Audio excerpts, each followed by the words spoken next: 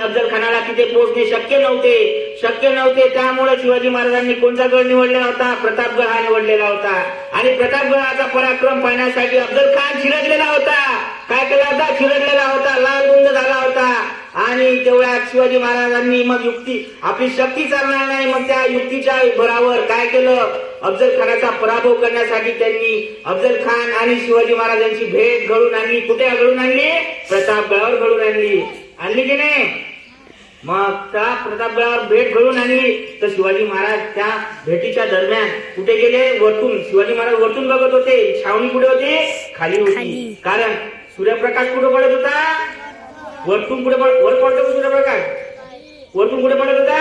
खाली पडत होता. औरंगजेबाच्या छावणीत काय चाललेलं आहे शिवाजी महाराजांनाही सर्वांना दिसत होतं. औरंगजेब घरी काय करत आहे, कोणत्या प्रहरी काय करत आहे, ते सर्व शिवाजी महाराजांनी जे हे केलेलं होतं, नियोजन केलेलं होतं. शिवाजी महाराजांनी जर नियोजन केलेलं नसतं तर अफजल खानाचा कोट फाडल्या गेले असते का? बिचारा नखाना नाही, वाघ नखानं फाडले गेलो असतं का?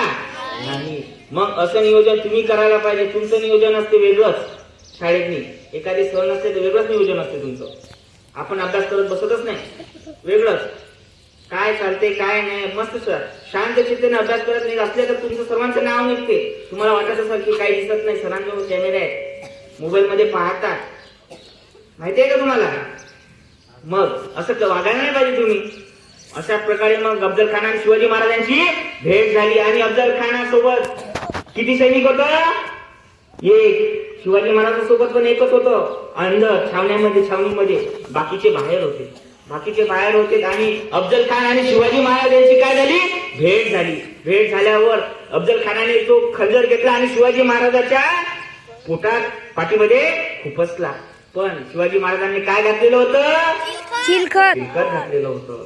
चिलखत घातल्या असल्यामुळे शिवाजी महाराजांना माहित झालं की औरंगजेबाने काय केलेलं आहे? दगा केलेला असल्यामुळे मग शिवाजी महाराजांनी आपली वाघनखे घेतली आणि कोणाचं पोट फाडलं?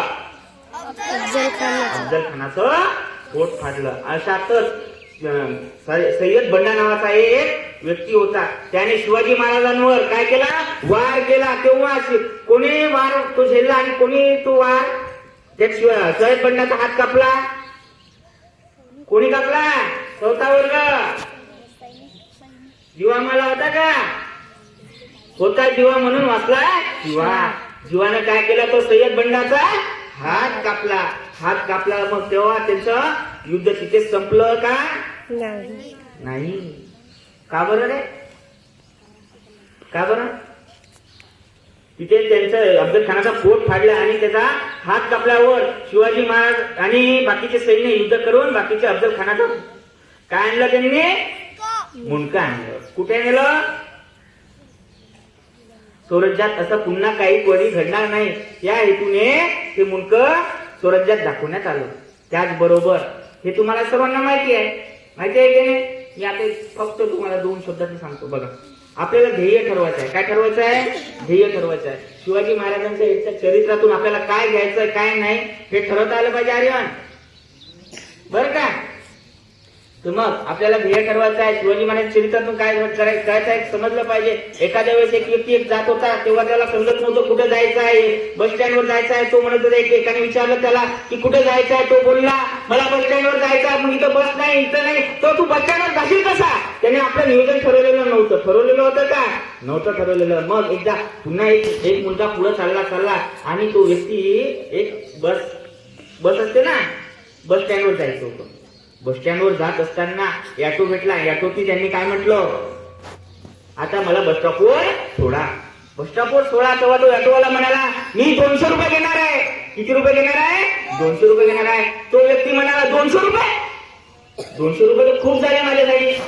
200 रुपये तर खूप झाले. बस स्टँड तर इथंच आहे. अर्धा तास चालू की बस स्टँड येऊन जाईल.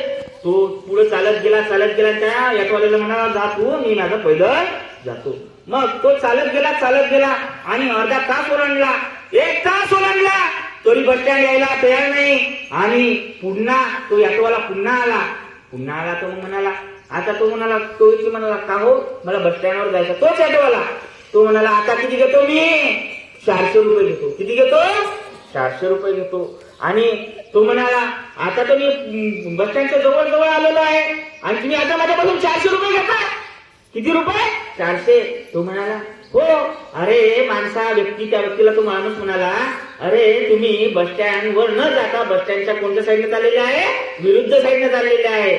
मग तुम्हाला ते नियोजन ठरवता आलं पाहिजे. वर्गातनी तुम्हाला ते नियोजन करता आलं पाहिजे. अभ्यास कसा करावा हे समजलं पाहिजे. त्या व्यक्तीने जर ते नियोजन ठरवलं नसतं, शिवाजी महाराजांनी अफजल खानाचा वध कसा करायचा हे नियोजन ठरवलं नसतं तर हे शहीद सत्य झालं असतं का? नाही, सत्य झालं नसतं. एका गावातली 4 मित्र असतात. एका गावातली 4 मित्र असतात. खूप चांगले असतात, जवळचे असतात, जसे तुमच्या वर्गातले 4 मित्र असतात. ते म्हणतात की आता मोठे झालेले आहेत आणि मोठे झाल्यावर त्यांना व्यवसाय टाकायचा. आता म्हणतात आपण मोठं झालेलं आहे, आपल्याला नोकरी नाही, काही नाही, काय करायचं आहे? व्यवसाय करायचा आहे. व्यवसाय करायचा आहे तर ते म्हणतात मी व्यवसाय करायचा आहे. बरं म्हणतात आपण आता काय करू म्हणतात? व्यवसाय करू म्हणतात. 4 जण येतात. 4 जणांनी काय करतात? पैसे गोळा करतात. एकमेकांच्या आळस पैसे गोळा करतात. पैसे गोळा करतात. मग पैसे गोळा केल्यावर ते व्यवसाय टाकतात. व्यवसाय काय टाकतात?